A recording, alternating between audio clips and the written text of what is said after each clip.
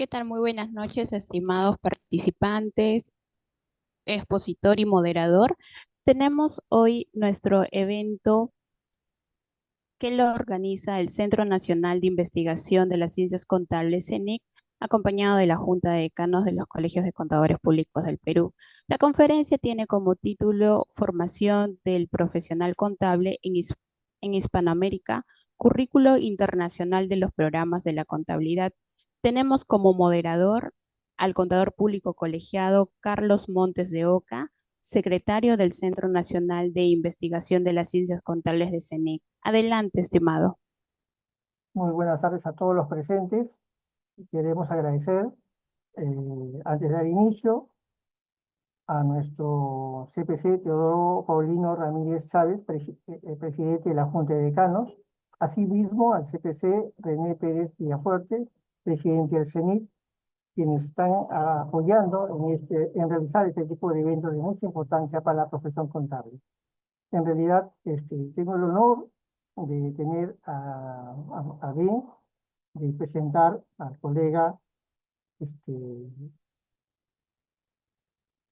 Oscar Guillermo Illascua San Martín, profesional, doctor en contabilidad, magíster en auditoría y control de gestión, magíster de ciencias de la educación superior, especializado en acreditación y gestión de la calidad en entidades educativas de la Universidad la UPS. Asimismo es gerente público, también tiene la formación de contador público en empresas privadas, es jefe de la Oficina General de Calidad Universitaria de la Universidad Nacional Santiago Antúnez de Mayolo, docente ordinario de la Universidad Nacional Santiago Antúnez de Mayolo, actual director del Centro de Idiomas de la UNASAN, expositor de eventos universitarios tanto en el Perú como en Colombia. En realidad le agradezco la presencia del estimado colega Oscar, le doy pase para que usted dé la insertación del tema a tratar.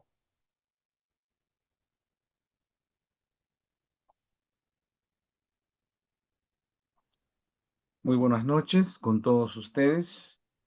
En primer lugar, quiero agradecer a Dios por este espacio académico en el cual nos encontramos a través de la magia del Internet, interconectados a través del Facebook, a través del YouTube. Quiero agradecer la gentil invitación de la Junta de Decanos de los Colegios de Contadores Públicos del Perú, presidido por el colega y amigo Teodosio Ramírez Chávez. Además, agradecer de manera especial la invitación del Centro Nacional de Investigación de las Ciencias Contables, presidido por el doctor René Pérez Villafuerte, y en especial a los miembros que han hecho posible este importante evento académico que va a hablar sobre la formación profesional del contador público en el Perú y en Latinoamérica, ¿no? Creo que es importante tocar estos temas de esta área del quehacer contable. Voy a compartir mi pantalla para iniciar la ponencia. Muchas gracias también la participación de todos ustedes, la distinguida audiencia que se ha dado cita el día de hoy. No sé si se puede ver mi pantalla, ¿me confirman por favor?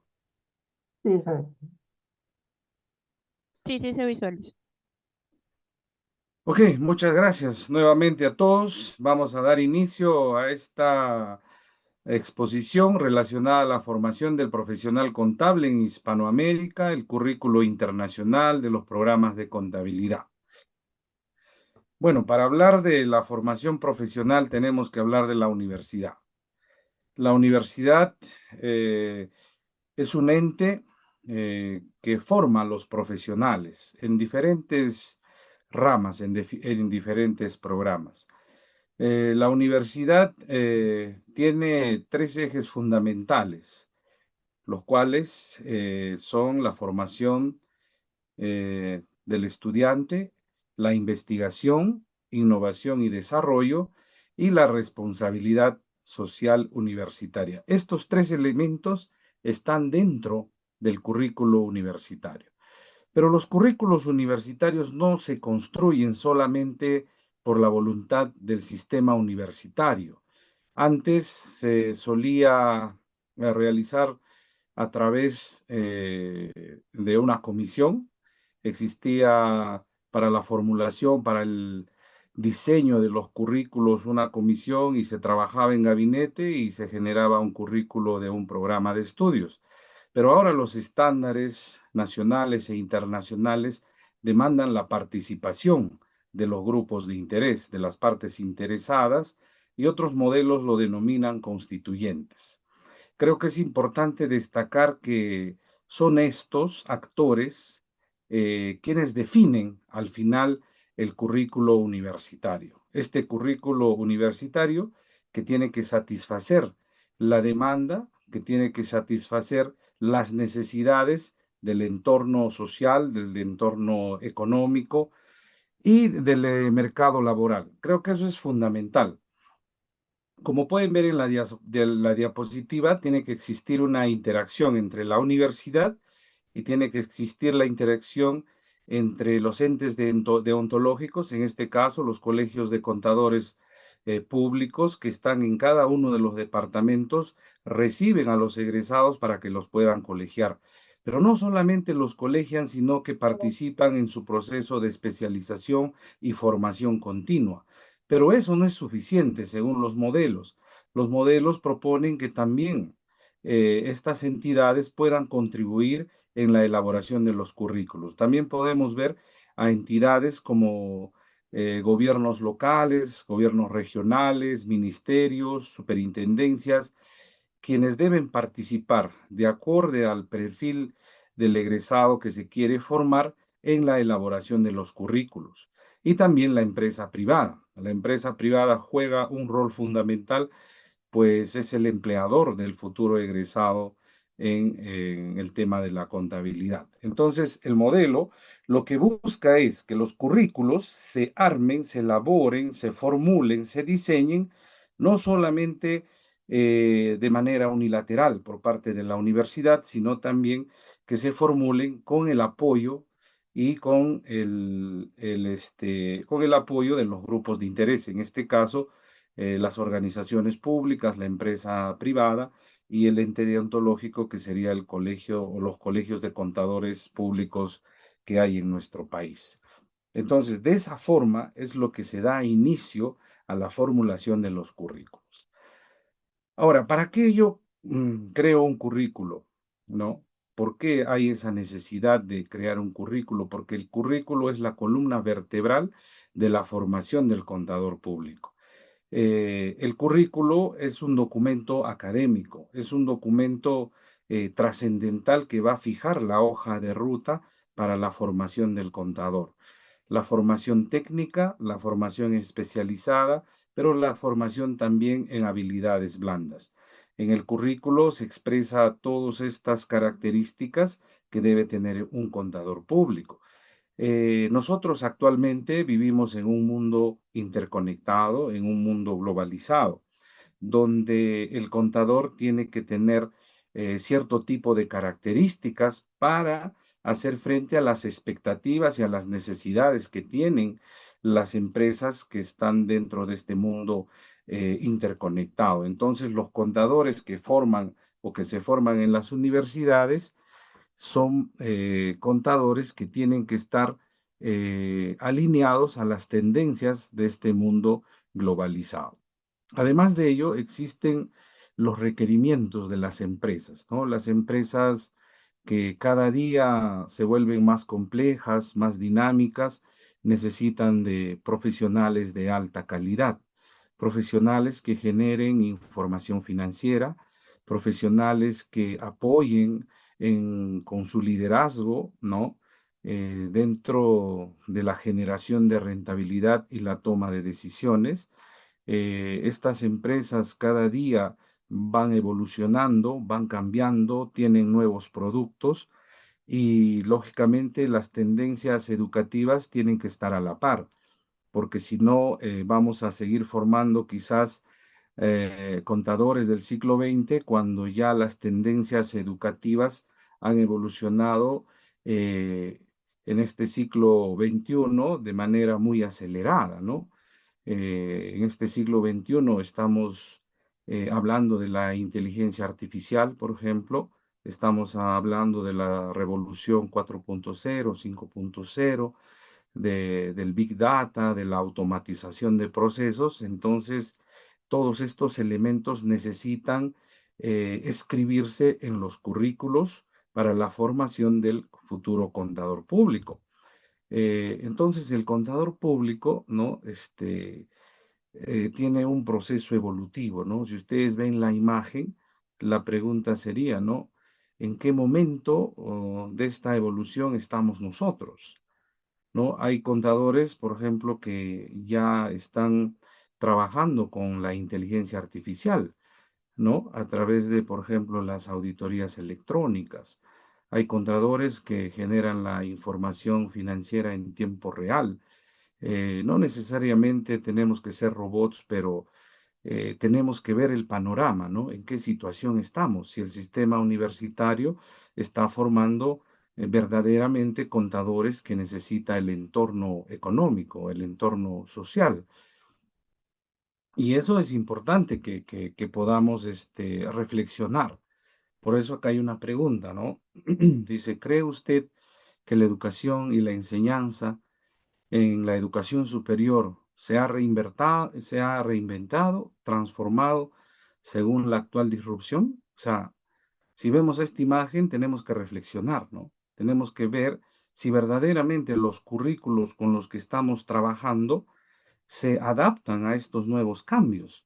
Y los cambios son constantes, los cambios son rápidos. Por ejemplo, el teléfono que giraba a disco en 50 años tuvo 50 millones de usuarios, mientras que el Facebook, por ejemplo, logró tener 50 millones de usuarios en solamente 3 años y 6 meses. Y el WhatsApp, ¿no? El WhatsApp logró tener 50 millones de usuarios en solamente 14 meses. Entonces, los cambios que hay en la actualidad se dan de manera muy avanzada y muy rápida. Entonces, nosotros dentro del sistema universitario tenemos que proponer estos cambios en los currículos universitarios para estar a la par con los demás países de Hispanoamérica y, lógicamente, con los demás países del mundo, porque actualmente el contador ya no está solamente en su localidad, ya no está solamente en su región. El contador puede trabajar a nivel nacional o puede trabajar también a nivel internacional. El estudiante de contabilidad, de igual manera, ahora las nuevas tendencias educativas proponen el intercambio estudiantil, proponen la movilidad académica. Entonces el estudiante tiene que estar a la vanguardia de estos cambios y tiene que estar a la vanguardia de los currículos que se elaboran en otros países. Creo que eso es fundamental para avanzar el tema educativo en nuestro país. Entonces, el día de hoy nosotros vamos a hablar de 4 temas importantes. El primer tema va a ser la calidad educativa. La calidad educativa que se está fortaleciendo con las nuevas políticas del Estado peruano a través del licenciamiento institucional, por ejemplo. Muchas universidades de garaje han generado egresados en contabilidad de todo tipo, pero sin embargo eso lo han hecho a lo largo de los años sin tener una política de control. En la actualidad, gracias al Ministerio de Educación y a SUNEDU, se ha frenado todo este tipo de generación de profesionales sin un nivel de calidad adecuado. Entonces, creo que eso es importante destacar, que los profesionales que egresan de las universidades, tienen que estar a la vanguardia de los nuevos tiempos y de los nuevos cambios, pero esto solo es posible con la calidad educativa y con los currículos que tienen que estar elaborados para fortalecer, ¿no?, las organizaciones empresariales, no solamente de tu localidad, sino del mundo, ¿no? Entonces, Los temas que vamos a tratar el día de hoy son la calidad educativa, el diseño curricular, el currículo homogéneo para la formación del profesional contable en Hispanoamérica y la importancia de la internacionalización del currículo en los programas de contabilidad y también la internacionalización del sistema universitario. Muchas universidades ya están en este proceso de internacionalización, eso es fundamental. Muy bien, esperamos que la exposición tenga pues los aditivos suficientes para generar opiniones, para generar algunas preguntas y para poder quizás aprender un poco más de lo que es el diseño curricular dentro del sistema universitario.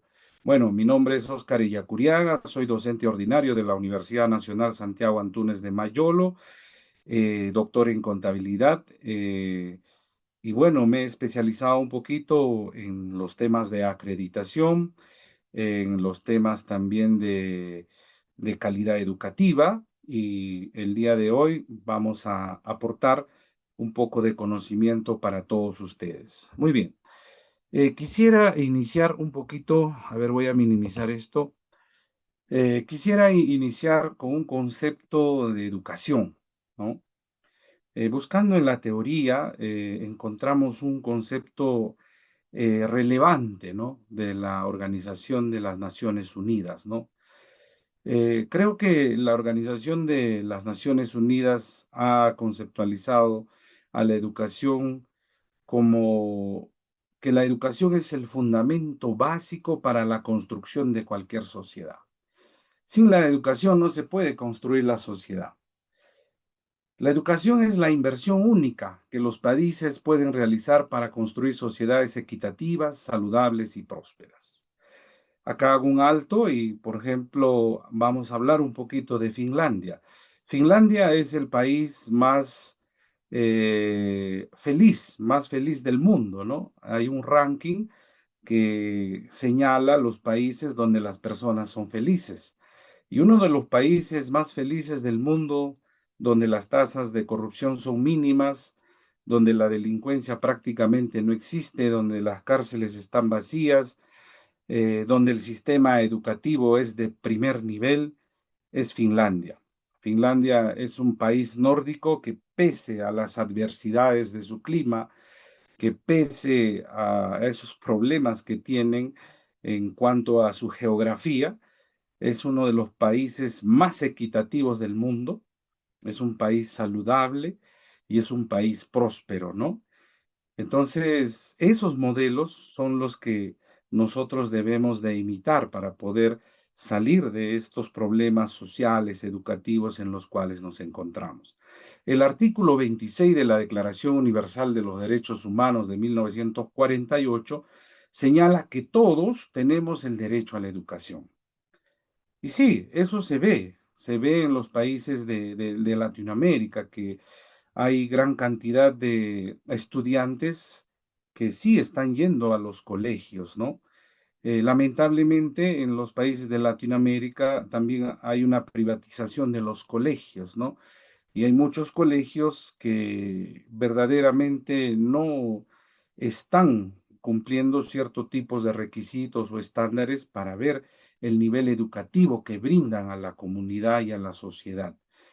El presupuesto público en educación en el Perú es irrisorio, ¿no?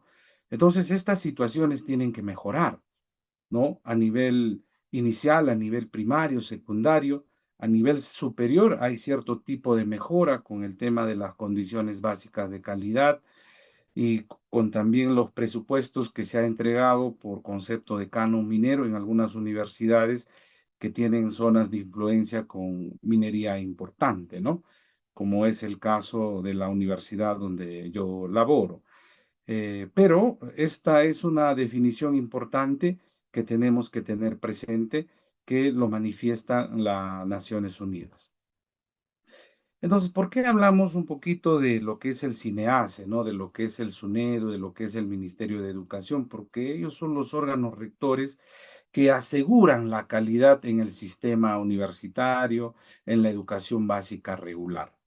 Entonces, si yo aseguro la calidad en el sistema universitario, voy a tener un egresado de calidad. Pero si yo no velo por el aseguramiento de la calidad, si yo no pongo los requisitos, estándares, no hago la exigencia, lógicamente que no va a existir estas políticas de calidad y por lo tanto no va a existir una mejora en el sistema educativo del país. Y Latinoamérica está en lo mismo, ¿no? El año pasado he estado en Colombia y en Colombia, por ejemplo, tienen su registro para universidades, también hay universidades privadas en gran cantidad, tienen sus modelos de acreditación, ellos tienen un Consejo Nacional de Acreditación, el CNA, que trabaja con factores y trabaja con características. Alrededor de 46 características manejan y nosotros manejamos en modelo CINEACE más o menos 34 estándares. Es muy similar, pero las políticas de calidad en Colombia son muy similares al Perú. Ellos le denominan el modelo de acreditación de alta calidad, ¿no? Y muchas universidades como la Universidad Libre, que está en Bogotá, la Universidad de Cartagena de Indias, que es pública, la Universidad de Envigado, de Medellín, han logrado esta certificación de alta calidad. Y lógicamente es por el esfuerzo de, de los grupos que están dentro de la universidad y también de los actores externos a la universidad. Entonces, CINEACE, que vela por el aseguramiento de la calidad educativa, señala lo siguiente en cuanto a la calidad. La calidad educativa es cuando el sistema educativo responde a las necesidades de los usuarios. Para lograr una educación de calidad, perdón, los agentes educativos deben trabajar de manera integrada y buscar la mejora continua del servicio que brinda, ¿no? La mejora en continua es fundamental, ¿no? Nosotros trabajamos, vemos ciertos errores, ciertas falencias, actuamos y se procede a la mejora continua, a mejorar lo que vemos que algo todavía está mal. Y ese proceso es un proceso constante, es un proceso que está en movimiento, es un proceso que asegura que mejoremos cada día. Entonces, si queremos tener un currículo adecuado según las tendencias que exige el mundo, entonces tenemos que tener un sistema universitario de calidad y el CINEACE busca asegurar eso. ¿Por qué hablamos de calidad, no? Por qué tocamos este tema, no? Porque hay una demanda. Hay una demanda de la comunidad de que necesita servicios de calidad, que al ingresar a la universidad no solamente pues vea el tema de formación, sino también vea el tema de la investigación, la responsabilidad social, sino también se vea el tema de lo que son las actividades extracurriculares, por ejemplo, ¿no?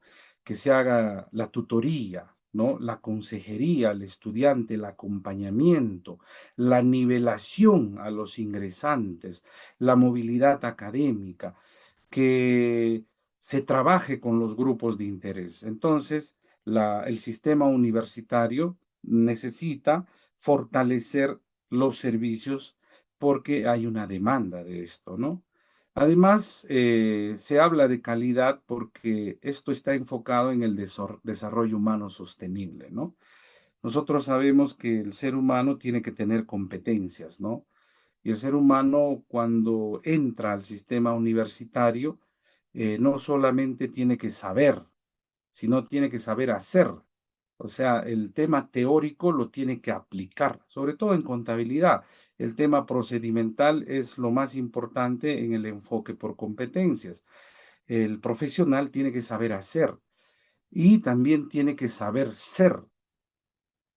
Entonces, estos tres elementos hacen que el profesional contable, no solamente en el Perú, sino en el mundo, ¿no es cierto?, tenga las competencias bien definidas y sea un profesional competitivo. Y la educación de calidad es un derecho fundamental. No una educación pues a media caña, como le dicen, ¿no? Sino tiene que haber una educación de calidad, una educación que se centre en el estudiante, una educación que trabaje en base a algunos estándares, a algunos modelos, una educación que dé la relevancia que necesita la sociedad. Y cuando hablamos, por ejemplo, de que queremos lograr una educación de calidad para tener egresados de calidad y tener o elaborar un currículo de calidad, nosotros trabajamos con las normas ISO, ¿no? Aparte hay modelos de acreditación, pero muchas organizaciones han optado por el modelo ISO porque es uno de los más antiguos y para los sistemas de gestión educativa se ha creado en el año 2018 la ISO 21001. La ISO 21001 es la ISO que habla de los sistemas de gestión de calidad, pero en el sector educación, ¿no? Porque se ha trabajado bastante con la ISO 9001. La ISO 9001 son los sistemas de gestión de calidad. Las empresas que tienen ISO 9001 tienen el producto de calidad, ¿no? Por ejemplo, si hablamos de productos, ¿no? El Perú es un país agroexportador por excelencia. El PBI del Perú, después de la minería, lo más importante está enfocado en la agricultura. Entonces, si yo tengo, por ejemplo, un cultivo de mango, ¿no? Ese mango, si está certificado con una ISO 9001, entonces puede entrar a cualquiera de los mercados en Europa. ¿Por qué? Porque tiene una certificación y esa certificación genera confianza en el mundo, porque es un mango que ha seguido ciertos procesos de calidad. Igual pasa con el ser humano.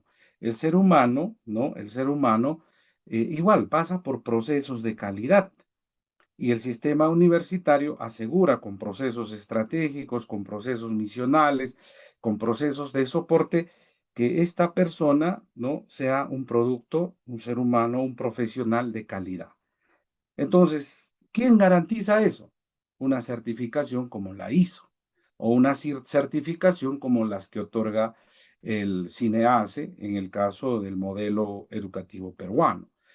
Entonces, es por ello que en el Perú también ya las entidades educativas, algunos colegios, algunas universidades están adoptando la ISO 21001, ¿no? Un poquito para que conozcan cómo funciona esto o cómo ustedes podrían llevar esta información a sus entidades educativas para gestionarlas o para elaborar currículos. Vamos a conocer los 11 principios de esta norma. Esta norma está basada en 11 principios. El cumplimiento de estos principios asegura la calidad educativa, en las instituciones. El primer principio es el enfoque al estudiante y otros beneficiarios, ¿no? Ese es el principio número 1. La ISO, el esfuerzo que hace, está enfocado en el estudiante, ¿no? 2, el liderazgo visionario. Sin liderazgo no se puede hablar de calidad. Sin liderazgo no se puede hablar de gestión. Todas las ISO tienen un corazón y ese corazón se llama el liderazgo visionario. Cuando existe liderazgo en una institución, se puede elaborar planes de estudio, se puede elaborar currículos de alta calidad. Cuando existe el liderazgo, yo me puedo conectar con las autoridades, con los funcionarios de las entidades gubernamentales. Cuando hay liderazgo, puedo ejercer o ejecutar reuniones con los grupos de interés, con las empresas, con los empleadores, con los grupos de interés en general, para yo poder elaborar un currículo. Cuando hay liderazgo, puedo destinar cierto tipo de presupuestos para mejorar el sistema educativo de una universidad. Entonces, el liderazgo lo es todo. El liderazgo hace que trabajemos en equipo para elaborar un currículo, para gestionar una entidad educativa. Eso es fundamental, tanto en la ISO como en las organizaciones que no la tienen, pero el liderazgo es fundamental para desarrollar todo tipo de organizaciones. Luego, el tercer principio habla del compromiso de las personas, ¿no? Tiene que haber un compromiso. Para que haya calidad, tiene que haber compromiso. El cuarto es el enfoque por procesos, ¿no? Nosotros diseñamos nuestros sistemas de gestión de calidad con los macroprocesos, los procesos, los procedimientos, las actividades. Entonces, todo está enfocado a los procesos. Cada dueño de proceso tiene que saber lo que hace, tiene que saber cómo funciona. Ok, muy bien. Un poco, haciendo una retroalimentación, ¿no? Hemos hablado del tema de calidad educativa. ¿Por qué dentro de la exposición está el tema de calidad educativa? Porque solo la calidad educativa asegura un egresado que pueda satisfacer las expectativas y la demanda de los grupos de interés, en este caso de los empleadores, en este caso del sector público, en este caso de la empresa privada y del entorno donde se va a desenvolver. Eso es fundamental. Si no hay una educación de calidad, lamentablemente ese estudiante va a quedar rezagado y no se va a cumplir con los objetivos educacionales. Ojo que cuando un estudiante sale de la universidad, a los 3 años se hace un seguimiento al egresado y se mide en esos 3 años los objetivos educacionales. Es decir, si este estudiante, ¿no?, está insertado en el mercado laboral, si este estudiante está trabajando en la carrera para lo cual se formó. Entonces, eso es fundamental, que nosotros trabajemos el tema de calidad educativa para tener egresados de calidad. Nosotros sabemos que muchas veces los egresados, ¿no? Por ahí veía un comentario que decía, por favor, las universidades hay que cambiar los currículos, hay que insertar nuevos cursos, hay que insertar eh, nuevas tendencias, hay que insertar quizás nuevos modelos educativos dentro de las universidades, porque esos modelos educativos son las marcas de la universidad. Y las universidades deben forjar estudiantes o egresados con ciertas características que exige el mundo actual. Por eso estamos hablando de la calidad educativa. Y la calidad educativa se mide. No es solamente una palabra, sino la calidad educativa se mide. Y se mide gracias a los modelos de acreditación que tiene el Perú, como es el modelo CINEACE, pero hay otras organizaciones que trabajan con otros modelos. Por ejemplo, las ingenierías están trabajando con ICACIT, con AIBET, que es el top en todo lo que es ingeniería, y está trabajando, por ejemplo, con los modelos SINDA, ¿no? Hay muchos programas, la Católica ha acreditado, por ejemplo, con SINDA, me parece, su programa de contabilidad. Pero yo hablaba, ¿no? Porque estos modelos exigen un sistema de gestión de calidad que funcione, que hay una ISO que permite que el estudiante, ¿no?, esté dentro de un entorno de calidad. Y decía, ¿no? Si yo quiero mandar a Europa un producto de calidad como un mango Kent, tiene que tener una certificación ISO, porque la certificación ISO es sinónimo de confianza, de que el producto se ha elaborado respetando los procesos, ¿no es cierto? El producto se ha elaborado respetando una serie de requisitos que plantea la norma. Y así como ese producto puede entrar a todo el mercado del mundo, igual una persona que es formada en los centros de calidad o en los centros educativos de calidad, entonces tiene la misma certificación y el mismo acceso a los diferentes mercados que necesitan ese tipo de profesionales, ¿no? Por eso es que cuando vamos a Europa, a países como Alemania, Suiza, España mismo, ¿no?, nos piden que nosotros podamos revalidar nuestros títulos, ¿no? Porque los estándares que manejan estos países son estándares muy elevados, ¿no? Entonces nosotros estamos en esa ruta y, y el documento orientador es la ISO, ¿no? En este caso, la ISO que se creó el año 2018 para gestionar en instituciones educativas con calidad. Y yo les decía que esta ISO tiene 11 principios. Está el enfoque al estudiante, el liderazgo visionario, que les hablé un poquito, el compromiso de las personas, el enfoque por procesos, la mejora continua, las decisiones basadas en evidencias, la gestión de las relaciones con el interno y el externo, la responsabilidad social corporativa que debe de tener, ¿no? Y eso también es fundamental, ¿no? Porque hay un modelo Úrsula, que es un modelo de responsabilidad social para Latinoamérica, ¿no? De las universidades, que tiene 4 ejes fundamentales, ¿no? Que debe trabajar la universidad. Y responsabilidad no, social no solamente es salir afuera, ¿no? Eso es extensión, sino también ver adentro de la universidad. Y eso es muy fundamental. El otro principio es la accesibilidad y la equidad, la conducta ética y la seguridad y protección de datos del estudiante, ¿no? Entonces, todos estos principios regulan la calidad en las instituciones educativas. Y las universidades, hay algunas universidades, la Universidad del Centro del Perú acreditó con ISO, ¿no? ISO 9001, y está seguramente en proceso de acreditar o certificarse con la ISO 21001, ¿no? Solo estos elementos, estos estándares, estos requisitos permiten que nosotros podamos tener un estudiante, un egresado, perdón, de calidad. Muy bien. ¿Y cómo funciona esta ISO, no? Esta ISO funciona en base al círculo de mejora, ¿no? Entonces, Deming, ¿no? Deming planteó un ciclo de mejora continua, de mejora permanente, ¿no? Entonces, él decía que para yo, por ejemplo, gestionar una entidad educativa, primero tengo que planificar.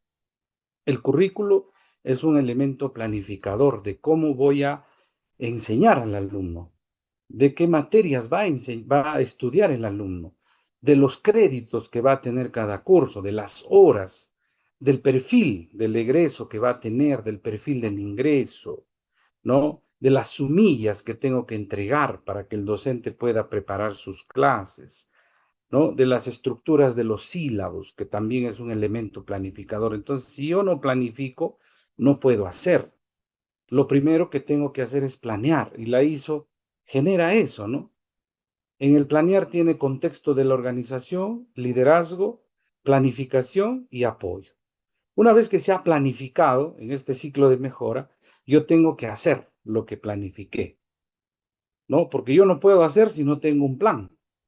Yo tengo que hacer algo sobre algo que está planificado, ¿no? Entonces, luego del hacer, acá viene la parte operativa de la ISO, que te señala algunos requisitos.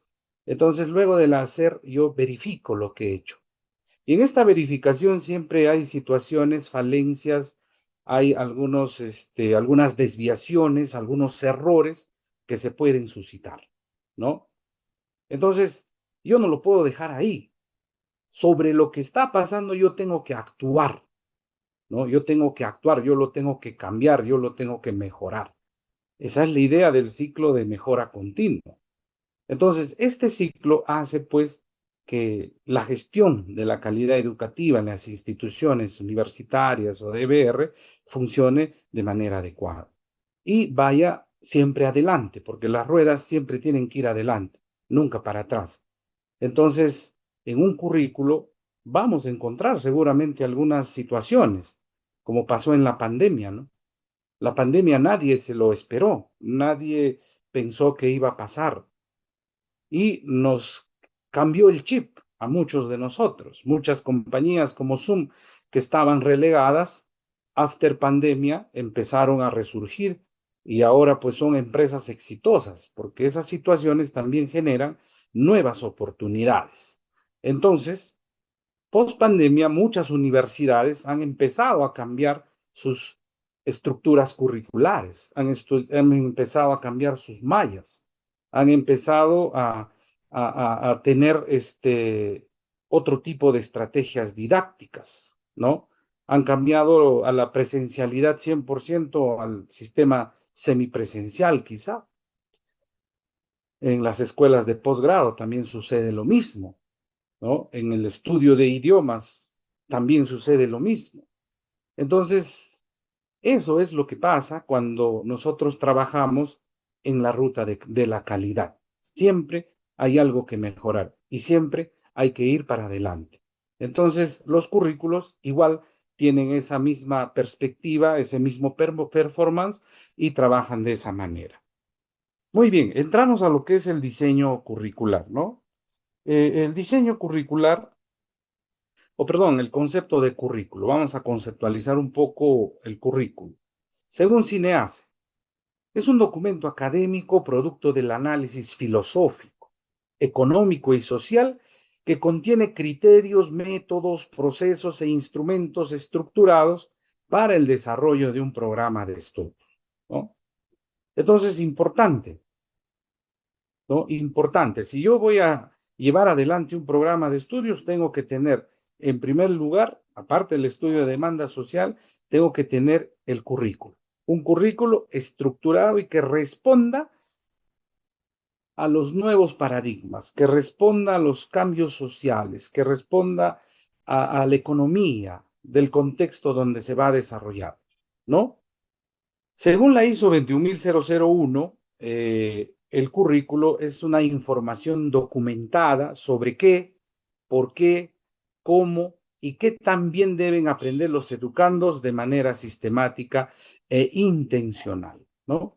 Un currículo no es un documento muy planificado. Ahí no puedes poner los cursos porque se le ocurrió al director académico, al jefe de departamento, al decano, no, o que se le ocurrió a algún empresario, sino es un documento sistemático que va de abajo hacia arriba, ¿no? Hay cursos, por ejemplo, generales que se dictan en los primeros cursos, algunos cursos específicos, ¿no? Y luego se siguen con algunos cursos de especialidad quizá, y también hay cursos integradores, ¿no? Donde se va a medir los desempeños y los logros de los estudiantes. Entonces, el diseño de esto es fundamental. Y cuando hablamos de homogeneizar, hablamos de estandarizar currículos que funcionen en Latinoamérica, es una tarea, ¿no? Es una tarea bastante dura, bastante fuerte. Y no solamente necesita el apoyo de la academia, sino también necesita el apoyo de nuevas normas, de nuevas leyes que pueda gestionar la Junta de Decanos de los Colegios de Contadores Públicos del Perú, ¿no? Tenemos, por ejemplo, en la Unión Europea una experiencia muy importante que debemos quizás imitar. La Unión Europea ha logrado romper las fronteras, ¿no? Un egresado de contabilidad puede trabajar en cualquier lugar de la Unión Europea sin ningún tipo de problemas. Y han logrado construir, por ejemplo, las competencias clave que ellos le llaman para los estudiantes de la educación básica. Y estos chicos de la educación básica que manejan 8 competencias, los pueden estudiar en cualquier país de Europa sin ningún tipo de problemas. Y tampoco es que se adecúen a un estándar o que sea pues cerrado esto, ¿no? Sino que son directrices generales y sobre eso se va adecuando a cada uno de sus países, a cada una de sus realidades. Entonces, la Unión Europea ha logrado bastante avanzar en este sentido, bastante movilidad académica, bastante investigación con pares, bastante movimiento de personas, de profesionales, de egresados, de estudiantes, y eso es lo que se quiere lograr con este currículo homogéneo en América Latina. Pero para eso también debemos homogeneizar la calidad educativa en nuestros países. Entonces, entendiendo qué es esto del currículo, el diseño curricular, vamos a ver su importancia, ¿no? ¿Por qué es importante el currículo? O el currículo se elabora para formar profesionales de alta calidad, ya lo hemos señalado, que respondan a las demandas sociales y laborales a través de la comprensión de su contexto. Eso está clarísimo. Organizar de manera progresiva las experiencias de aprendizaje para desarrollar competencias, ¿no? Como les dije anteriormente, no, esto no se da de forma aleatoria, ¿no? No es como un sorteo, sino que se organiza según los niveles, según los espacios de conocimiento, ¿no? Según la necesidad que tiene cuando redactamos las competencias y el perfil de egreso el estudiante universitario. Y 3, implementar mejoras innovadoras, ¿no? En nuestro contexto. Entonces ahí ven un gráfico y el currículo que es una flecha que siempre va adelante, ¿no? Que siempre busca que el egresado sea de alta calidad. Entonces ahí vemos el tema de formación, que es el corazón de todo el sistema universitario, que está en los procesos de enseñanza-aprendizaje, la investigación, innovación, desarrollo, el IDI, que se llama, y la responsabilidad social universitaria. El soporte de todo esto es la infraestructura y todo lo demás, pero lo más importante son los docentes y los estudiantes. Y en la parte de arriba tenemos pues a ese entorno laboral o grupos de interés que ayudan a la construcción de este currículo. Y con eso se logra la misión y visión institucional. Entonces, esa es la idea. Y estos modelos son muy similares en todos los países de Latinoamérica. No es que nosotros seamos una isla o estemos descubriendo algo, sino hay una similitud en estos procesos en México, en Argentina, en Colombia, en Ecuador y en los diferentes países de Hispanoamérica. Cuando elaboramos un currículo universitario, por ejemplo, yo he apoyado elaborando varios currículos en algunas universidades, más o menos trabajamos bajo esta estructura. Lógicamente que hay universidades que pueden tener su propia estructura, ¿no? Pero tienen casi los mismos conceptos, ¿no? Tienen o persiguen los mismos elementos, ¿no? Por ejemplo, tenemos una presentación de este currículo, las bases normativas, justificación del programa, podemos escribir un poco la demanda social, laboral, los objetivos académicos, los objetivos educacionales de los cuales ya hablé, la certificación, grados y títulos, la modalidad del programa, presencial, semipresencial, las líneas de investigación que actualmente están exigiendo los formatos de la SUNEDU, el alineamiento de las líneas de investigación institucionales y del programa, que es importante. Ojo que en el pregrado se trabaja temas de investigación formativa, ¿no? O investigación de fin de carrera, ¿no? Y la investigación formativa está dentro de los currículos, está también dentro de los sílabos. Y el profesor tiene que fortalecer, tiene que formar a los chicos para que puedan investigar posteriormente en el posgrado, ¿no? Los perfiles, se trabaja perfil de ingreso, perfil del estudiante, perfil de egreso, ¿no? Y la organización curricular que se centra en el mapa curricular, en la malla que se publica en las páginas web y todo lo demás para que los jóvenes puedan ver qué cursos van a llevar, etcétera. Y el propio plan de estudios, ¿no? Y también se hace una matriz de equivalencia. En caso de los nuevos programas de estudios, no se hace la matriz de equivalencia porque el currículo sería nuevo, pero hay universidades que trabajan con dos o hasta con tres. He visto en algunas privadas que trabajan hasta con tres currículos, ¿no? Porque van analizando el entorno económico, social, político del país, ¿no? Entonces, hay algunas universidades que hacen estas matrices de equivalencia para el tema de convalidación, ¿no? Salió un nuevo currículo y ya quieren solamente manejar uno, hacen las equivalencias y hacen la convalidación. Luego tenemos a las sumidas de los cursos. En otras entidades se le llama las cartas descriptivas, ¿no? Las cartas descriptivas. Están los recursos educativos y otros lineamientos para su implementación, como estructura de sílabos, el tema responsabilidad social, la tutoría, consejería, entre otros, ¿no? La gestión de los docentes, todo puede estar dentro de la estructura de un currículo universitario. Bueno, dentro de la ley universitaria, en el Perú ya específicamente en el artículo 40 se habla de cómo se debe diseñar un currículo. Dice, cada universidad determina el diseño curricular de cada especialidad en los niveles de enseñanza, de acuerdo a las necesidades nacionales y regionales que contribuyan al desarrollo del país. Ese documento contribuye al desarrollo del país, pero no como documento, sino como eje orientador, la hoja de ruta de una persona, que en este caso es el profesional de contabilidad.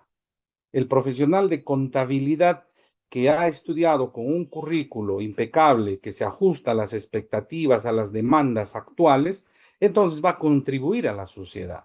Pero si yo tengo un currículo obsoleto, un currículo que data de más de 5 o 10 años, está formando pues personas que no están dentro del constante cambio que existe en el mundo actual. Y hay algunas universidades, eso sí hay que decirlo todavía, que todavía están formando profesionales del siglo XX, ¿no? A pesar de los esfuerzos que hace SUNEDU, muchas veces solamente han hecho un cambio en los verbos de los antiguos currículos por objetivos, lo han cambiado algunos términos, sin usar taxonomía de Bloom, sin usar pues las técnicas para redactar competencias, han cambiado solamente algunos verbos y han generado competencias y capacidades, ¿no? En algunos logros. Entonces, eso no va a contribuir al desarrollo del país. En cambio, un currículo actualizado, un currículo donde haya tendencias nuevas, eso sí va a formar un profesional que va a contribuir al desarrollo del país. También un currículo se elabora para que los jóvenes, los egresados, se puedan incorporar al mercado laboral, ¿no?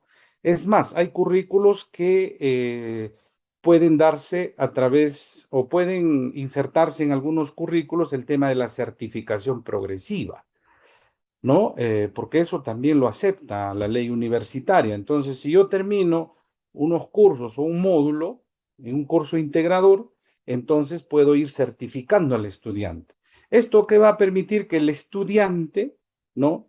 Pueda tener un currículum vitae, ¿no? Currículum vitae es como que lo que tú vas haciendo en tu vida y vas llenando todas las actividades que has hecho y te vas llenando de experiencias. Y el currículo es casi lo mismo, el currículo universitario, ¿no? Vas llevando los cursos y vas logrando competencias, vas logrando capacidades. Entonces, en el sistema universitario hay la opción de poder certificar al alumno para poder dar la confianza y asegurar que es un estudiante de calidad que tiene cierto tipo de competencias y ya se pueda incorporar al mercado laboral. Eso es importante. En los currículos de Latinoamérica también funciona el tema de las prácticas preprofesionales. Eso es un elemento fundamental, importante, que no puede salir, ¿no? Bueno, hay otras universidades que no lo consideran en las mallas, ¿no? Pero sí, siempre dentro del currículo tiene que ir el tema de las prácticas preprofesionales, ¿no? En los creditajes no lo consideran aparte, ¿no?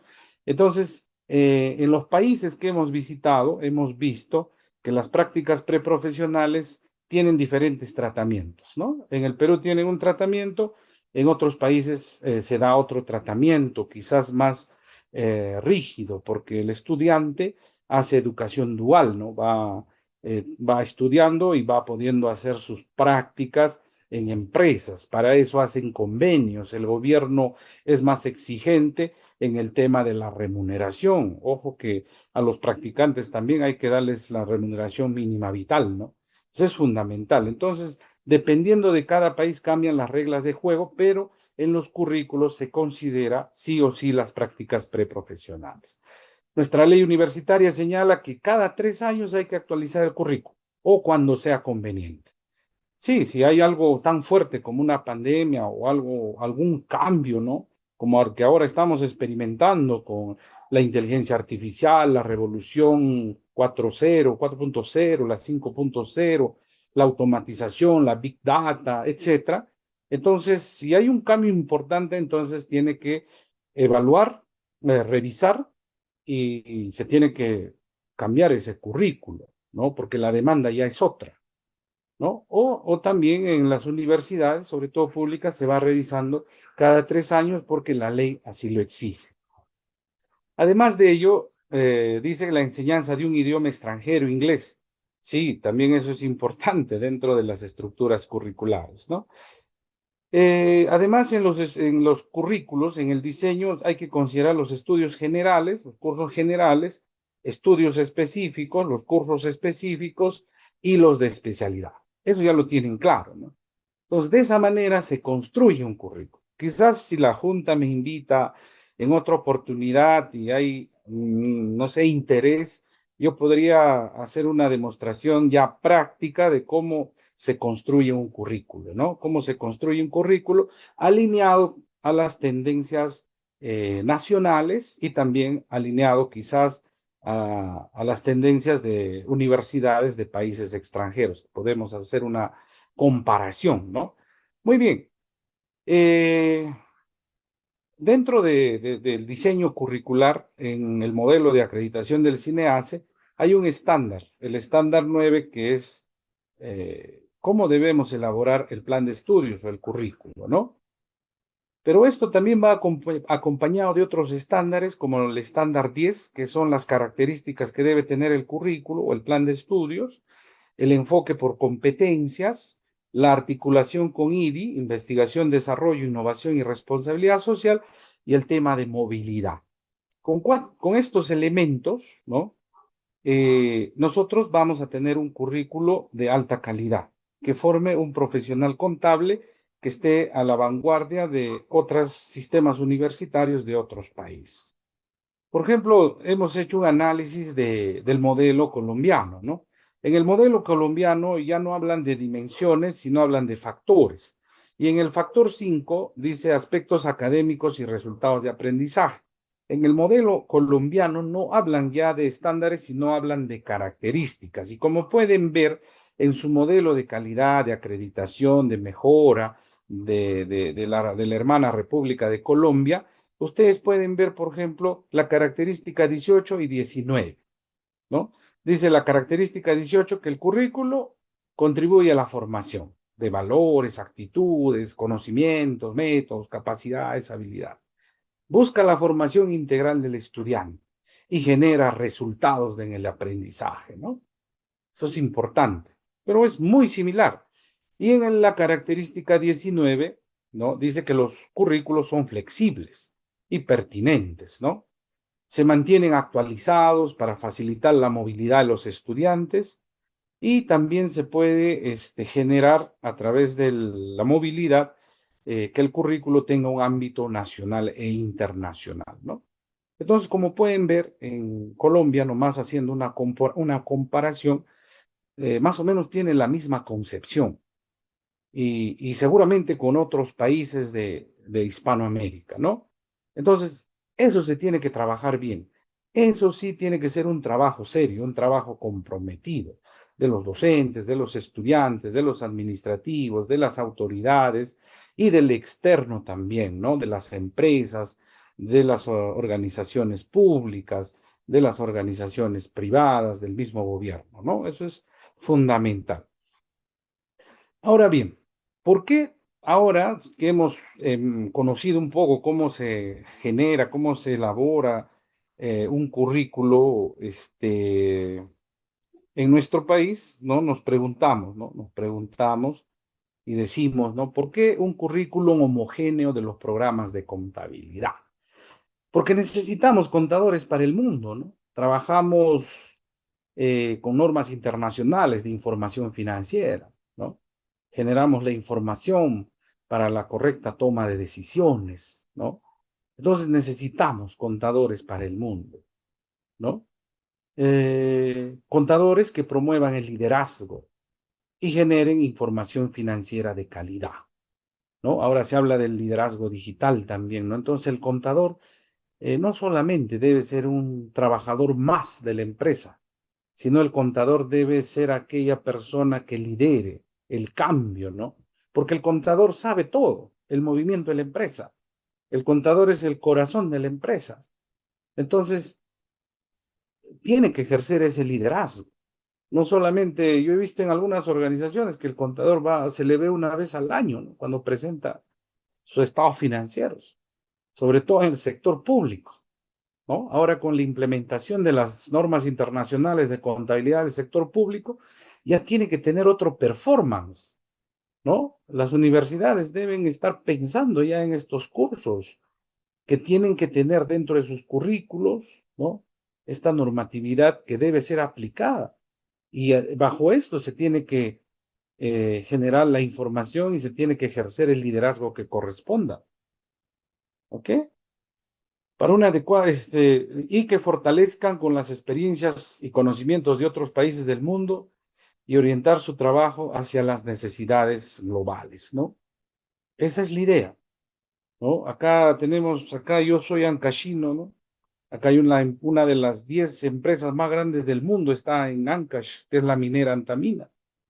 Y muchas veces los contadores top, los senior, vienen de otros países, ¿no?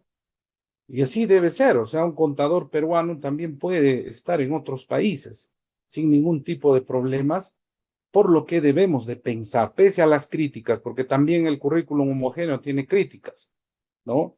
Pero pese a las críticas debemos avanzar y debemos de construir currículos que estén preparando estudiantes para el mundo. Las universidades latinoamericanas deben compartir una visión estratégica y definir líneas de acción para procurar una mayor comparabilidad y compatibilización de sus sistemas universitarios. Claro, debe ser compatible, ¿no? Porque si yo mando un estudiante, ¿no?, a la Universidad de Medellín, y en Medellín la currícula es totalmente diferente. El estudiante llega a esa universidad en un semestre académico, quizás estudió los cursos, pero cuando vuelve solo puede convalidar un curso, porque esas currículas no son compatibles, ¿no? Y en lugar de que el alumno crezca, se va a detener en su avance progresivo para terminar la carrera. Eso muchas veces está pasando, o en el tema de los creditajes, ¿no? Entonces, reformular esto es importante. Hay siempre en los congresos que organiza la AIC, la Asociación Interamericana de Contabilidad, en el área de educación, siempre se está promoviendo esto, ¿no? Y siempre se dice que esto debe estar acompañado con la voluntad política de las autoridades de Latinoamérica también, porque no es fácil hacer esto. Necesita un trabajo corporativo, un trabajo de la academia, un trabajo de la junta, un trabajo de las demás organizaciones, de los entes rectores de la educación en nuestro país, ¿no? Entonces, eso pasa ahora. Entonces, eso tiene que mejorar también. Pues la globalización se está expandiendo hacia la movilidad de recursos humanos, especialmente de alta calificación, en el marco de la transferencia internacional de conocimientos y tecnologías, ¿no? Eso es fundamental. Ahora hemos visto, disculpen que hable un poquito de los grandes proyectos del Perú, ¿no? Estamos con el aeropuerto Jorge Chávez, que va a ser un aeropuerto top en América Latina, ¿no es cierto? Tenemos el puerto de Chancay, ¿no? Donde han venido a invertir los empresarios de la China, y a través de ese puerto van a inundar sus productos, sobre todo automóviles, a toda América Latina. Entonces estamos en esa unión entre países, entre inversiones, estamos en esa adaptabilidad de conocimientos, en esa apertura global de poder hacer negocios, ¿no? Y justamente en los negocios interviene pues el contador público. Entonces, por eso es que se buscan estos currículos homogéneos, ¿no? Algunos críticos dicen, no, nos quieren estandarizar, quieren que los capitalistas hagan de profesionales que ellos necesitan, que lo que digan ellos se debe de formar, etcétera. Eso está para debatir. Creo que este no es un escenario para debatir, pero hay algunas críticas. Ah, muy bien, continuamos. La AIC, ¿no? En el acta ha habido un congreso el año pasado. En una de las actas han recomendado tener presente las siguientes áreas temáticas en un currículo homogéneo, ¿no? ¿Qué áreas temáticas ha recomendado la AIC? Contabilidad e impuestos, ¿no? Lógicamente esto es un anexo. Yo le voy a enviar a la Junta para que lo pueda mandar a los que van a querer su certificación. Yo voy a mandar este material, voy a ganar el artículo que fue premiado, ¿no? Que en en este curso que se desarrolló, o que desarrolló la AIC, para que ustedes puedan revisar como material de estudios. Las áreas temáticas son la contabilidad e impuestos, la economía, jurídica, ¿no? O el derecho que conocemos nosotros, administración y tecnologías de información, matemática y humanística. Entonces, esas son las áreas temáticas que debe de manejar un currículo homogéneo, ¿no? Muchos programas de estudios, por ejemplo, han separado esto con otras áreas de desempeño, ¿no? Como costos, como finanzas, como tributación laboral, ¿no? Pero lo que recomienda la AIC es tener estas áreas temáticas, ¿no? Para poder gestionar un currículo homogéneo dentro de la universidad. Pero además de ello, la AIC ha propuesto algunas horas mínimas, ¿no? Por ejemplo, cada área temática, como recomendación, deberá tener como mínimo las horas indicadas en este cuadro. Por ejemplo, un programa de estudios de contabilidad homogéneo, ¿no? Que quiera homogeneizar, mínimo debe de tener 2.700 horas a reloj, ¿no? Mínimo. Entonces, esto está desglosado en lo siguiente. Contabilidad e impuestos, como mínimo debe tener 820 horas. Lo dice la AIC y los estudiosos, los investigadores que han presentado sus trabajos de investigación en base a los resultados que han obtenido. Esto también lo hacen otras organizaciones como AIBET para temas de ingeniería, pero por ejemplo fija en creditaje, también fija en horas, y también ICASIT, ¿no? Porque ICASIT también fija niveles en el tema de matemática, mm, fija más o menos hasta contenidos, ¿no? Porque yo no puedo en un tema de ingeniería poner pues matemática muy básica, ¿no? No, o sea, hay algunos estándares que han creado estas organizaciones, así como la recomendación de la AIC, ¿no? Entonces, la AIC recomienda y dice, muy bien, señor, en tu currículo, contabilidad e impuestos mínimo tiene que tener 820 horas. Eso también se puede sacar en créditos, no hay ningún problema. Jurídica, ¿no? Jurídica. ¿No? Legislación laboral, hay cursos, ¿no? Derecho tributario, qué sé yo, 330 horas, como mínimo.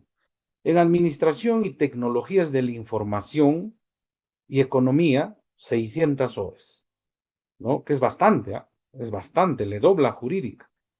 En humanística y matemática, 465 horas.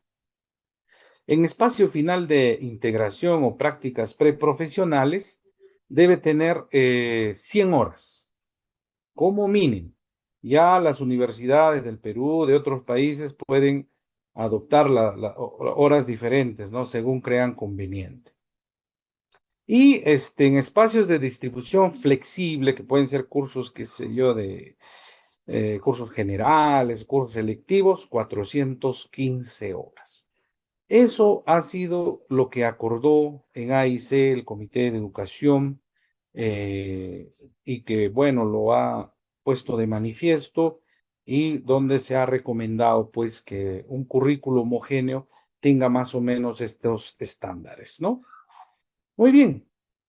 Entonces, vamos bien a ese camino, sigamos eh, afianzando una educación de calidad, sigamos pensando que el currículo es el elemento fundamental para el egresado y lógicamente un egresado de calidad se va a insertar al mercado laboral y vamos a cumplir los objetivos educacionales del sistema universitario, ¿no? Esa es la idea. Porque si formamos estudiantes que no se insertan al mercado laboral, ese programa de estudios tiene que desaparecer. Es así de sencillo.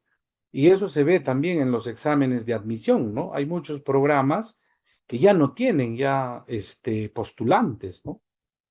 ¿No? Hay muchos programas que ya no tienen postulantes. Y también hay que hablar, seguramente la Junta va a promover muchos cursos de la contabilidad, cómo va a ser en el futuro del contador público, ¿no? Con las nuevas tendencias tecnológicas que se aproximan de manera muy agresiva.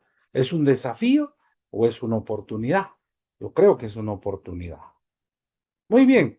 Además, también en estas conferencias se ha hablado, pues, en la Conferencia Interamericana de Contabilidad de Punta del Este, ¿no? Se habló un tema de la currícula homogénea, condición imprescindible para el contador público del siglo XXI.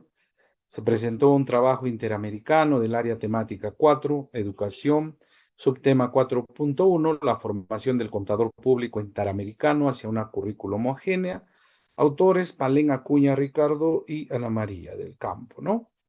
Ellos plantearon que también la movilidad estudiantil es fundamental en los procesos de elaboración de un currículo, ¿no?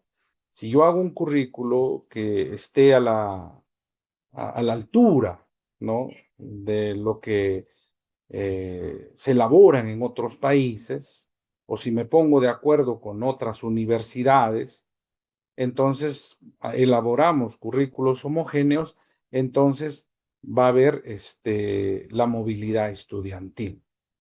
Hay experiencias ya de las clases espejo, ¿no? Las clases espejo se dan, por ejemplo, en Colombia. Pueden asistir alumnos de México o de Argentina, hay unas redes universitarias, unos convenios de cooperación, y el profesor, con el sílabus que manejan las universidades de manera homogénea, desarrolla la clase. Y esa clase es una clase normal, como si el alumno asistiese a su clase en la universidad. Entonces, eso es una clase espejo, ¿no? Y los chicos ganan experiencias de otros docentes, quizás algunas estrategias que pueda tener para el proceso de enseñanza, transferencia de conocimiento, etcétera, o también se relacionan con otras personas y eso también es importante, ¿no? Para la formación del profesional. Entonces, esto de la movilidad trae consigo también esto de los currículos homogéneos, de lo cual también ya hablé un poquito en diapositivas anteriores, ¿no?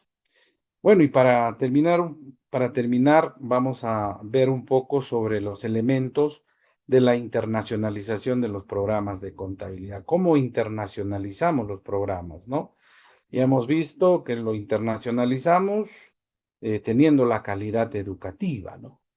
Teniendo calidad educativa. Porque yo no puedo pretender no ser una entidad que no tiene nada, que no tiene procesos de calidad, que no tiene sistemas de gestión de calidad, que no trabaja con grupos de interés, que no elabora sus currículos según las expectativas de los grupos de interés. O sea, ¿cómo podría pretender ir a una organización universitaria donde sí los niveles de calidad son totalmente estandarizados, ¿no?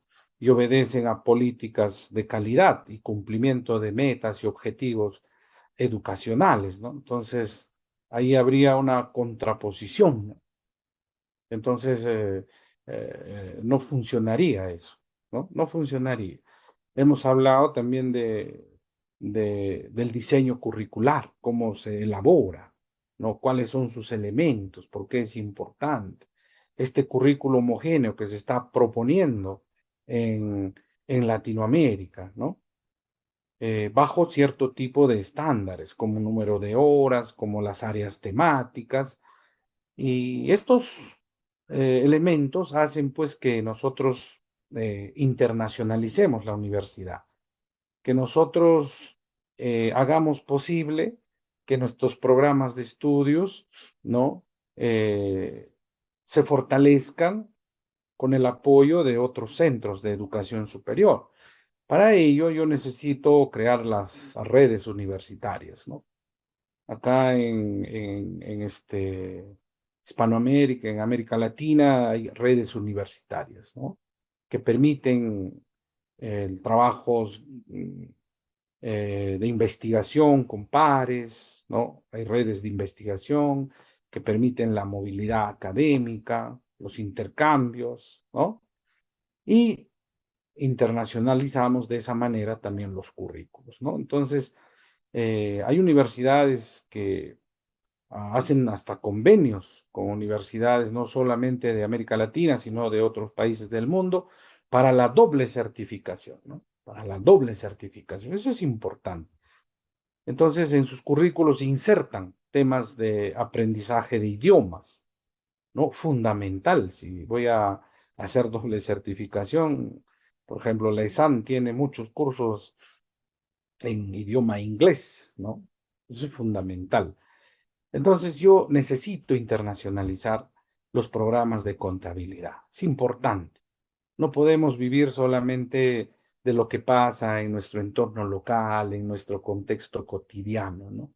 Tenemos que pensar más allá, porque tenemos los insumos, ¿no?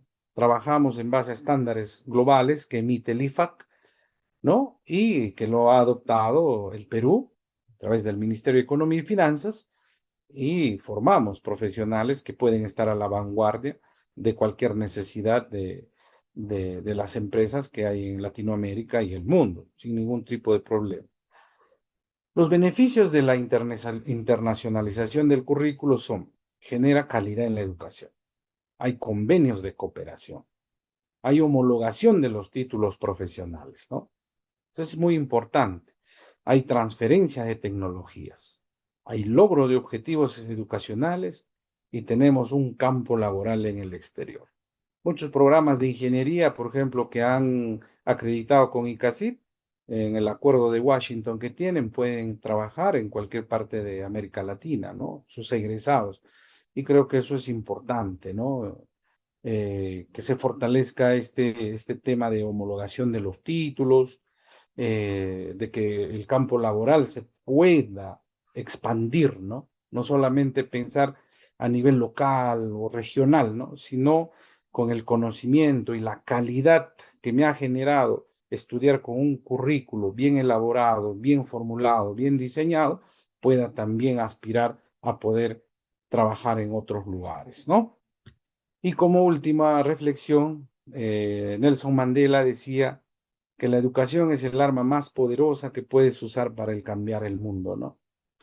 Se puede cambiar el mundo, vivimos en un mundo complicado, complejo, donde hay muchos problemas, muchas necesidades, pero con la educación se puede todo. La educación es el que cambia las historias de las personas, cambia las culturas y nos lleva siempre adelante. Yo quiero agradecer profundamente al CENIC, quiero agradecer a la Junta por este espacio que me ha concedido, pese a la pequeña interrupción que he tenido, ¿no? Por haberme invitado y haber compartido un poquito de mi experiencia, de mi conocimiento, y espero quizá en un futuro poder hacer algún curso ya más práctico de elaboración de estos currículos, y esperando pues que el contador público siempre esté presente en las decisiones más importantes de sus organizaciones, de sus pueblos, de sus comunidades, de sus regiones y de sus países, como actor principal y como un profesional que da fe de todo lo que se hace, ¿no? Nosotros somos una especie de notarios, ¿no? Porque lo que firmamos es lo real y es la verdad. Y siempre trabajemos con ética, siempre trabajemos bien, y que la educación sea nuestra mejor arma. Muchas gracias y hasta una nueva oportunidad. Bueno, señores, hay que agradecerle al colega Oscar, pero antes de dar el cierre, quisiera saber si alguien tiene alguna pregunta, alguna consulta que quiera realizar para darle pase y para darle la respuesta respectiva.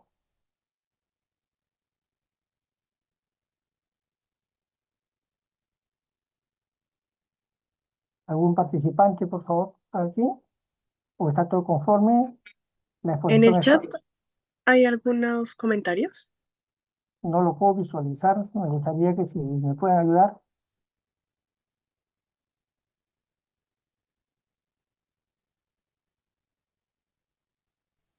A ver, hay una pregunta. ¿Por qué las currículas de las diferentes carreras universitarias nacional no se diseñan para unificar el perfil del futuro profesional? Colega Oscar, por favor.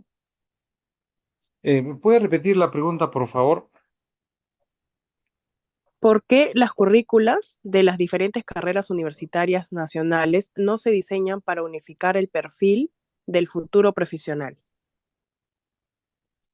Sí, esa es una pregunta muy, muy importante, ¿no? Los perfiles se elaboran en base a las necesidades, ¿no? A las necesidades de cada contexto donde se desarrolla el sistema universitario. Y muchas universidades tienen diferentes tipos de realidades. Y este tipo de realidades lo que hacen es que generen en sus estudiantes las competencias para que ellos puedan dar solución a la demanda o a las expectativas que tiene una determinada comunidad. Entonces, nosotros lo que debemos de comenzar a trabajar es quizás como hace la educación básica regular, ¿no? En todos los colegios del Perú hay 39 competencias que debe cumplir el estudiante de EBR. En cambio, en las universidades, cada universidad fija su hoja de ruta en torno a las competencias que debe de cumplir su egresado. Con esas competencias, lógicamente, se redacta el perfil de egreso. Entonces, lo que se puede trabajar es homogeneizar un poco estas competencias y estos perfiles, ¿no? Así como estamos tratando, por ejemplo, de homogeneizar en América Latina algunos contenidos y hay estudios, se debe de fortalecer las competencias para que sean un poco más compatibles entre una universidad y otra, ¿no? Porque he visto que cada universidad toma su propio criterio y redacta su perfil del egresado. Y lógicamente eso se debe a que no se cumple con cierta estandarización que debe de haber. Y hasta en el propio Perú, ¿no? Hasta en el nuestro propio país, la modalidad, o perdón, la movilidad académica es bien complicada, ¿no? Porque yo he tenido una experiencia de una alumna de acá de la Universidad Nacional Santiago Antúnez de Mayolo que viajó a la Católica y cuando volvió solamente pudo convalidar 2 cursos, ¿no? Y estuvo un semestre académico. Entonces, debemos de compatibilizar en el tema de las competencias o en las áreas temáticas que necesitan trabajarse para poder generar un perfil del egresado un poco más homogéneo que permita realizar este tipo de actividades, ¿no? Por ejemplo, sí se puede, ¿no? Trabajar en derecho, por ejemplo, ¿no? En derecho, o sea, es prácticamente el mismo contenido, ¿no? Podría variar un poco si hay un lugar como Huaraz que trabaja derecho ambiental, podría redactar una competencia en base a a, a esa necesidad, ¿no? Pero más allá, yo creo que en derecho, en ingeniería de sistemas, en los campos de la medicina, se puede homogeneizar fácilmente un currículo actual, competitivo, dentro de nuestro propio país, ¿no?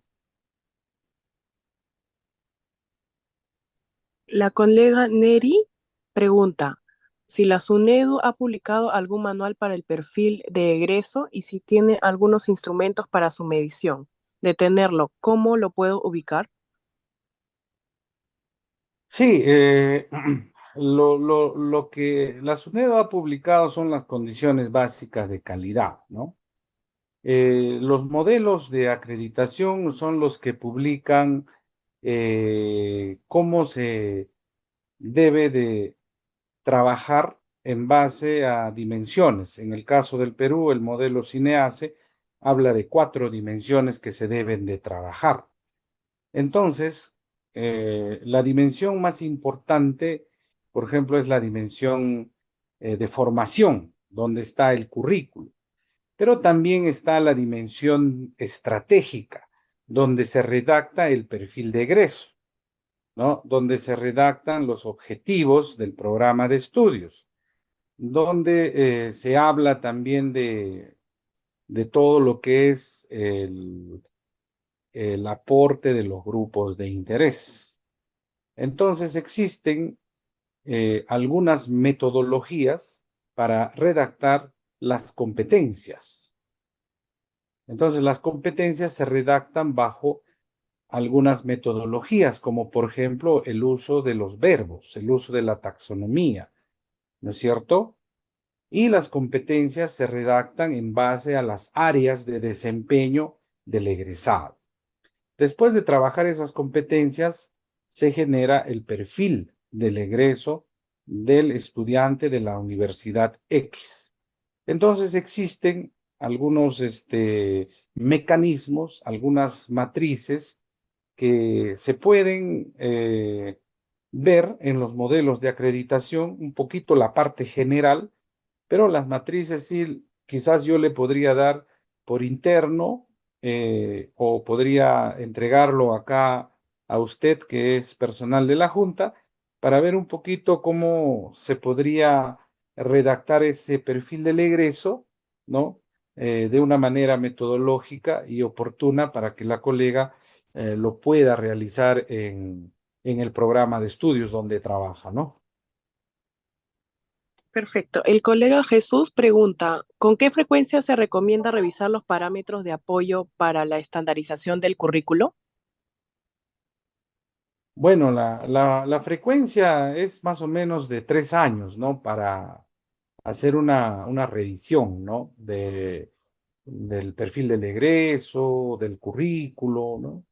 Entonces, cada 3 años se puede hacer una revisión, pero no más, porque estamos en un mundo que cambia constantemente y eso también lo señala la ley universitaria.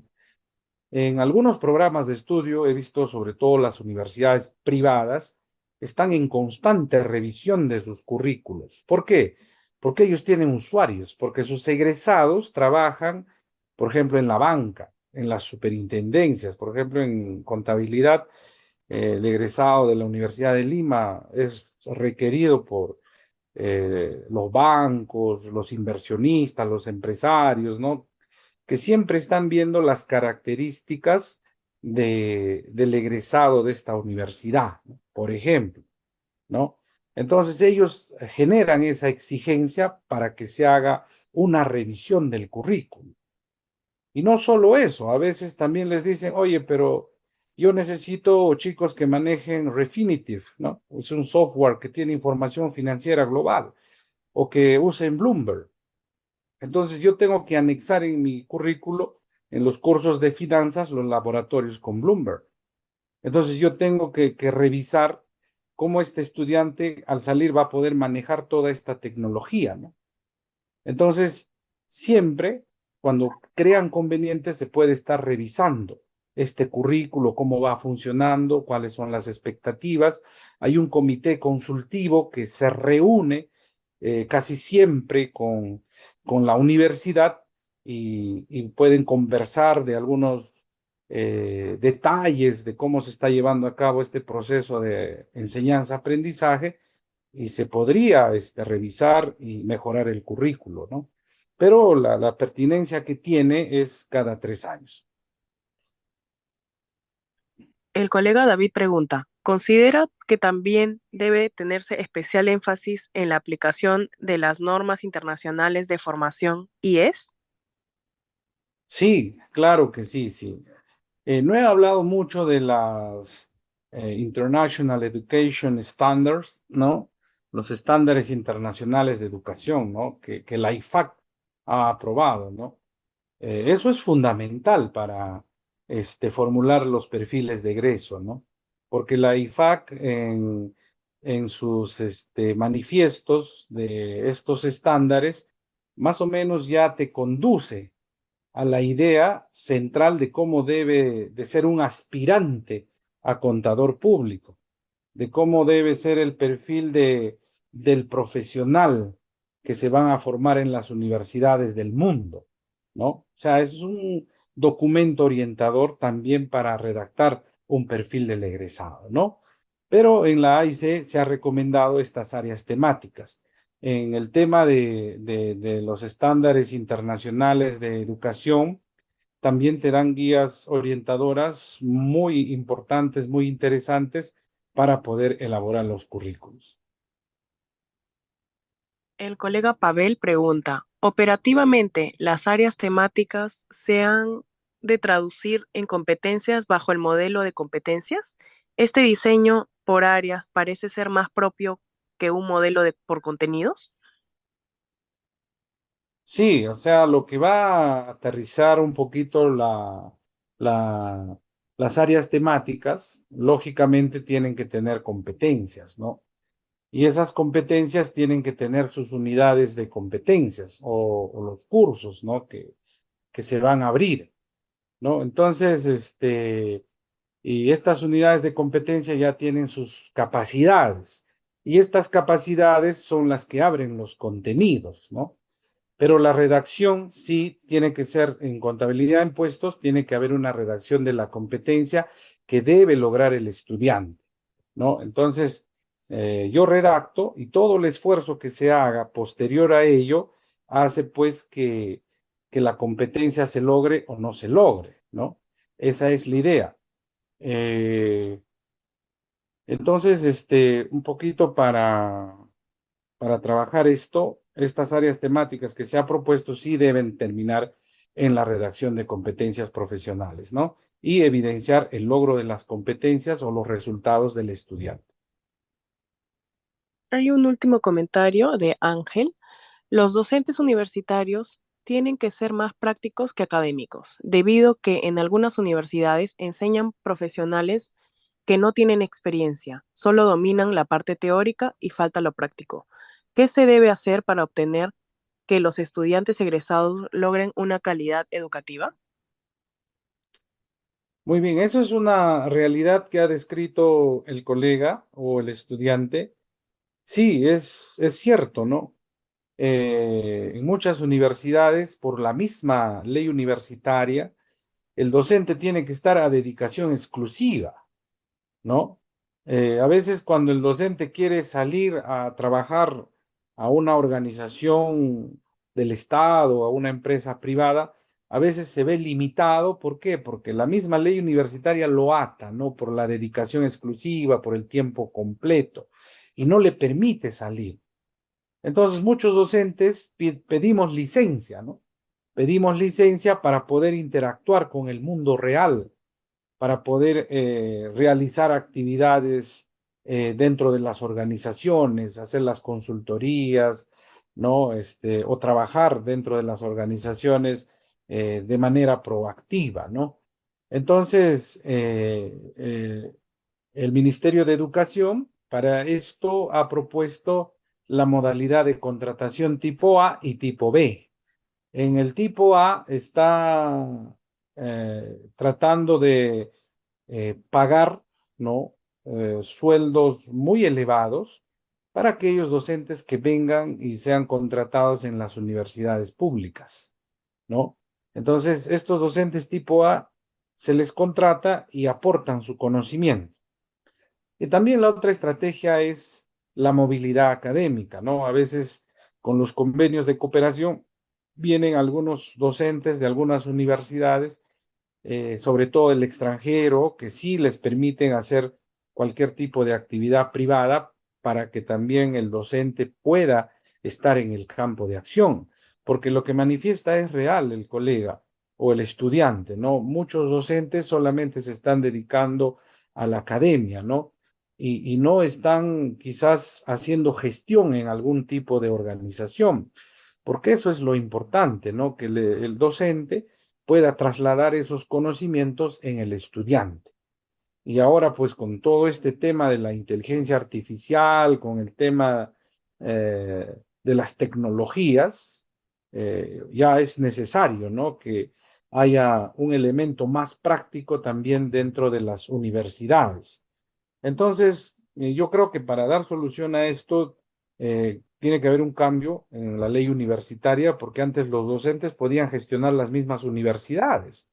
Podían ser jefes de planificación y presupuesto, podían ser jefes de administración, de economía, podían ser gestores de centros de producción, etcétera, pero ahora la ley lo prohíbe. O sea, eso creo que está mal, ¿no?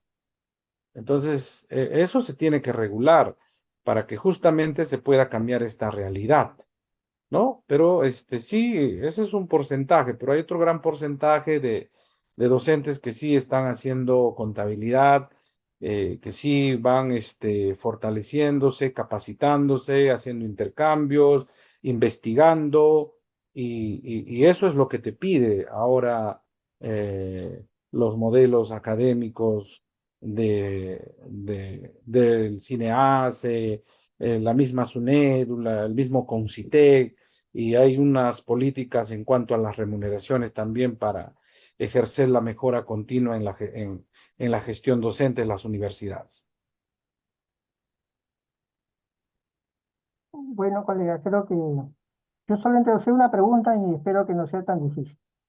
¿La contabilidad en actuales tiempos es una carrera fácil o es una carrera difícil? ¿Está bien los 5 años o debe ampliarse a 6 años en vista de que no se tomen en cuenta las carreras gubernamentales ni ética profesional?